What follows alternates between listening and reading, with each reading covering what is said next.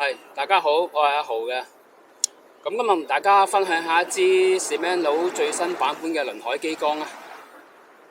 咁喺輪海系列入邊係咩角色呢？佢係一支入門級嘅輪海機缸嚟嘅。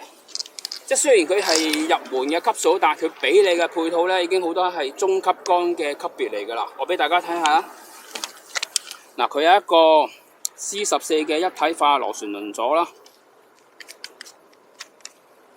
嚟大家睇到啦，係非常之靚嘅。俾大家睇下缸身嘅 pattern 啦。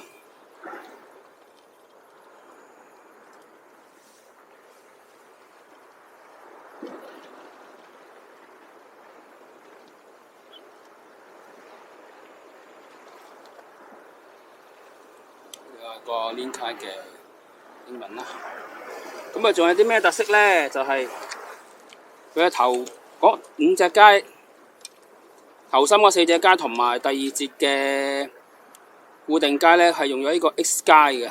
咁 X 階啲咩好處咧？佢好輕同好順，咁會令到你支缸個墜頭嗰個感覺大大咁降低嘅。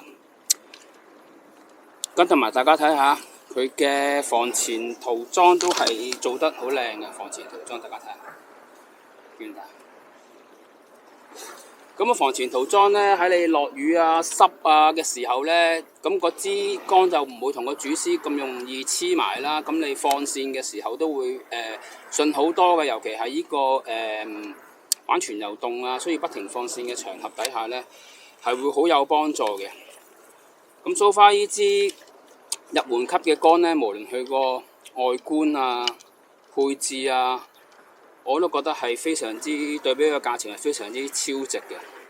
咁大家可以試下啦。咁佢有啲咩號數呢？佢嘅號數都幾廣泛嘅。咁佢會有呢個0號、06、1號、1.2號同埋0.5號嘅。咁其中06同埋05同埋1號呢，係會有呢個5米同5米3嘅選擇。咁我就用咗1號5米3咯，自己即係本身嘅習慣啦。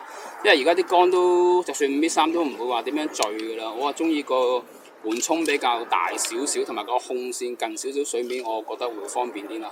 咁5米咧就比較快啲咯，支缸咁就短啲，揸上手輕手好多。如果你玩啲橋躉啊、船啊嗰啲，你就會方便好多咯。咁啊，大家可以去釣具店嗰度開嚟睇下啦。一支1000零蚊嘅缸，我覺得已經非常之超值啦。好啦，今日分享到此為止啦，多謝大家。